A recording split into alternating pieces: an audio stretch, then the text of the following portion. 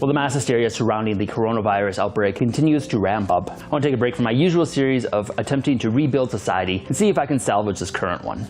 So supplies on things like hand sanitizers become more and more rare. I wanted to see if it was possible to produce my own using the unfortunately named Corona beer. While panic buying reaches new heights and supplies start to become more and more rare, this truly emphasizes the importance of our mission of our channel. An understanding of the process that makes the products we use every day becomes suddenly more important when regular supply is disrupted and regular ready-made products become scarce. Even being able to go just one step back allows you to buy different ingredients to make these that might not be as scarce and opens up a lot more of possibilities and less scarcity. And if it does end up being worst case scenario, we show you how to fully produce things starting all the way back from the natural source in case all of society ends up failing, which it's not going to. We previously produced a video on producing pretty much every type of soap, literally starting from just rocks and seeds. Also covered a wide variety of disinfectants, such as a form of bleach that can be produced relatively easily with just salt and a DC adapter. Having knowledge of how to make things and why they work the way they do is incredibly important in times like this. Since we haven't covered a commodity like hand sanitizer before, I wanted to use this excuse to kind of explore the topic a little bit deeper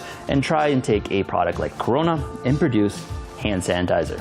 When life gives you discount Corona, make hand sanitizer. So let's crack open a cold one and get disinfected.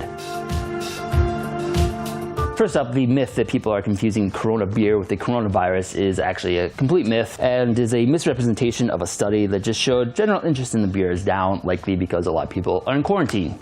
Also doesn't help that the beer is pretty bad tasting. The word Corona means crown or halo in Latin, and many Latin-based languages like Spanish.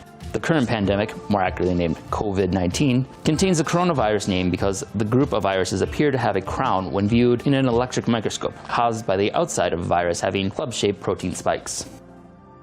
CDC recommendations highly stress hand washing and hand sanitizer for disinfecting your hands. If you want to make your own soap, we've already done a video on that.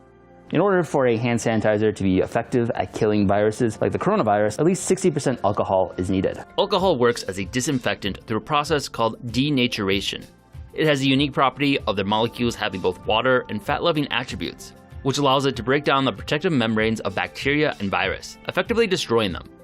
There are many different forms of alcohol, but the main ones are methanol, ethanol, and isopropanol. Methanol has the least antiseptic properties, so is rarely used for that purpose. It's also the compound that makes the distillation of alcohol for consumption pretty dangerous, as it can get concentrated to toxic levels that cause blindness or death. Ethanol is a primary alcohol produced through the fermentation of sugars and starches, something we've covered many times in the past. Also frequently used in hand sanitizers is isopropanol, which is most commonly produced from petroleum. Corona beer, like many light beers, has only 4.5% alcohol by volume, and that's not quite strong enough to actually disinfect anything. You need at least 60% alcohol. So we're going to need to do a process called distillation. Without a proper permit, distillation of alcohols is actually quite illegal and can potentially be very dangerous as alcohol is flammable. We'll be making a few precautions to make sure we're able to do this legally. So I definitely do not recommend trying to attempt this in any way. This is intended just purely for educational purposes. You are much better off buying already distilled beverages like Everclear or other high concentrations of alcohol that you don't have to distill. And then you can just mix that with the other ingredients you're going to be using to produce your own. That is the much more realistic way to do this. So do not attempt to recreate this unless you have the proper permit or the government has completely dissolved, which is probably not going to happen. To prevent yourself from getting a case of Corona, you'll have to go get yourself a case of Corona.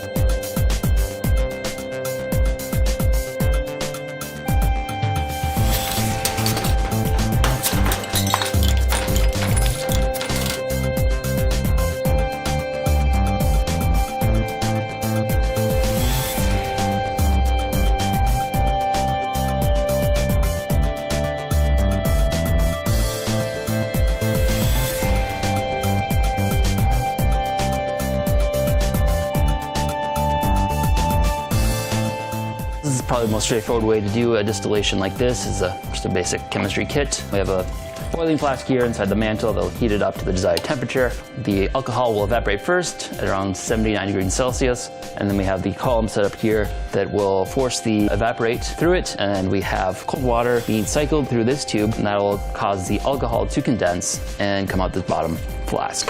So if we watch the temperature and keep it just below 100 degrees Celsius, we should get pretty much just alcohol. Once it starts to get towards 100 degrees, that means it's starting to evaporate some of the water and we'll get an impure result.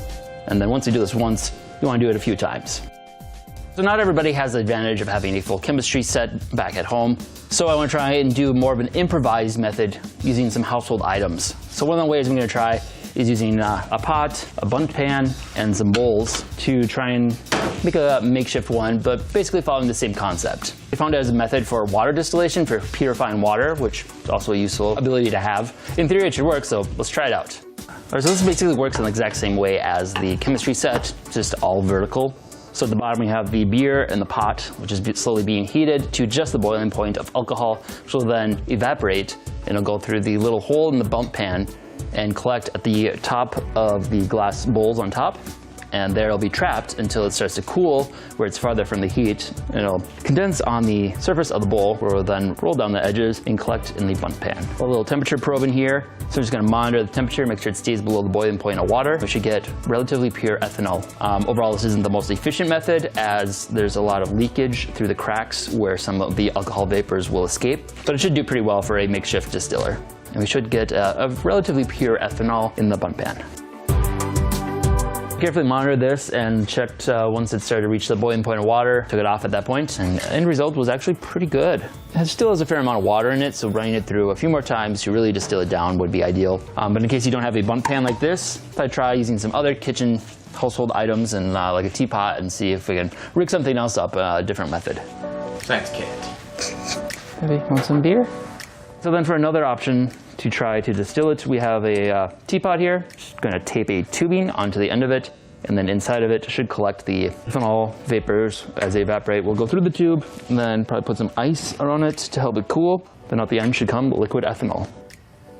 Alright, so let's change of plans. The tubing might not be up to par for the high temperature we're going to reach, so I swapped it out. This is actually from a wind chime, just a steel tube. Found an old cork. Just going to shove that in, drill the hole in it, or then I'll wrap the whole thing in duct tape and hopefully seal any potential holes. And then a pack of ice cubes to put on the tube to help chill it, and then it should condense at the other end of the tube. Let's put the beer in and give it a shot.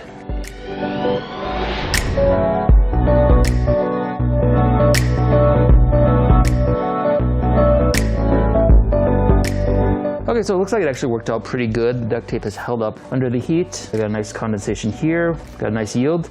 Ideally, you would run this through a few more times to really distill it down to just the ethanol. Using any of these methods, you should be able to collect roughly 200 milliliters of close to pure ethanol from a 12-pack of Corona. Now I have a few different versions of distillation that I've completed in various stages, but the biggest challenge with actually trying to do this yourself, if you were to do that, which again I would not recommend, is that you don't really know the exact concentration. You want at least over 60% for it to be effective, ideally around 70%, because you can also be too concentrated and then it's not as effective. I'm going to explore a couple different ways of measuring here. Easiest way is to just set it on fire, and if it burns, it's over 50% alcohol. Otherwise, there's also the option of a little meter like this guy, which measures the actual density of the liquid, gives you an actual measurement of how much alcohol is in it. So let's give it a shot in each of these and see how concentrated they are. So this one, which was just a first distillation, was only about 30% alcohol. It was a little bit better at 40. And then this one's at 75 after a few batches through the distillation. Ideally, in theory, we can get it up to about 95% through just distillation, but this should be strong enough for what we're gonna do. Hand sanitizer, we're aiming for about 70%, so we just wanna dilute it only by 5%, but we don't wanna use straight alcohol, so we're gonna add another compound to kind of make it a little bit more of a gel and a little bit easier on the hands. CDC also highly recommends isolating yourself to lower the chances of spreading the disease, even if you don't think you are sick or no one has been infected in your city yet. My recommendation is to cozy up at home and subscribe to your favorite YouTuber and catch up on all their videos. One of particular use could be one that teaches you how to rebuild society, then get a little hope that even in the worst case scenario, we can rebuild ourselves. Check out our post-reset playlist as we build ourselves back up from the Stone Age and up into the Bronze Age. In fact, we are actually reaching the first recorded evidence of distillation at around 3000 BCE, which was actually the original inspiration for this video. So we'll be covering the production of our own distilled beverages, using only the technology and tools from the Bronze Age. So be sure to subscribe and check out all of that. While the majority of the world is currently quarantined and practicing social distancing, we wanted to do a live stream next Monday evening to help provide some extra content and entertainment during these unprecedented times. So join us on Monday, March 23rd at 7 p.m. Central Time. If you have any requests for what we do during the live stream, let us know in the comments.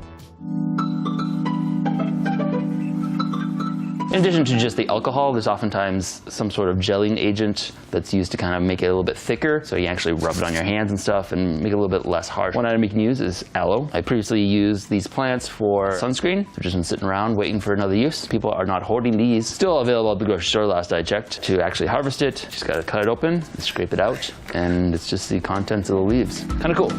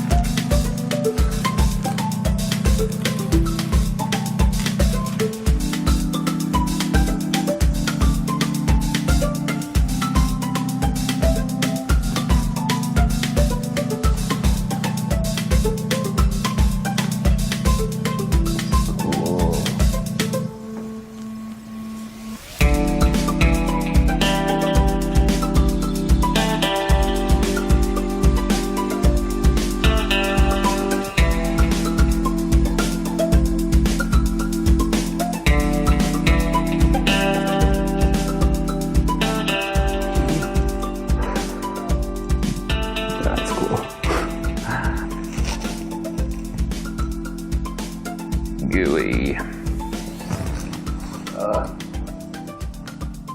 Plant boogers.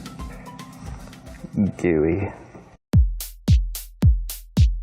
First we have our ethanol, we have our aloe, and I'm also going to throw in a lime just to add a little bit of scent and flavor to, not flavor, do not drink this, scent, so you don't smell like an alcoholic.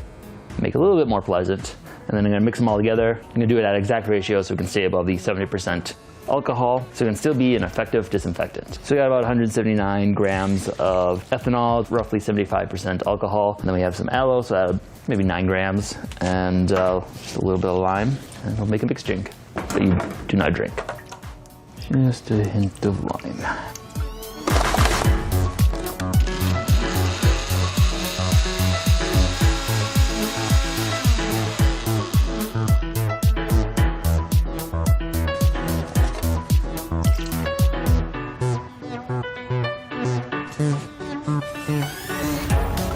From one 12-pack of Corona, produced 1 bottle of hand sanitizer.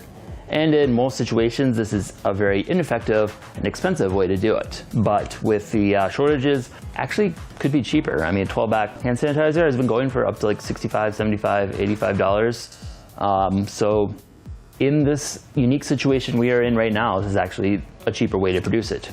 That being said, it's not really recommended to actually do this because it's both illegal and dangerous. World Health Organization actually has a document explaining the proper ratios to add to it. They also add things like hydrogen peroxide and glycerin, which help improve both as disinfectant and as a hand feel.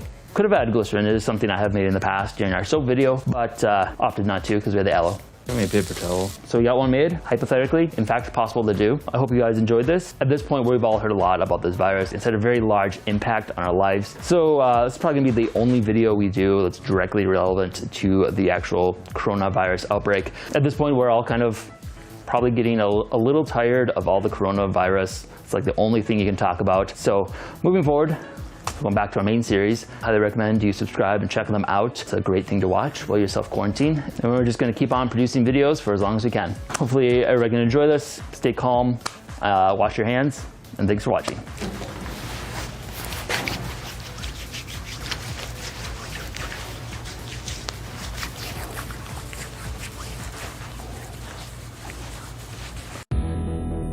If you enjoyed this video, be sure to subscribe and check out other content we have covering a wide variety of topics. Also, if you've enjoyed these series, consider supporting us on Patreon. We are largely a fan-funded channel and depend on the support of our viewers in order to keep our series going. Thanks for watching.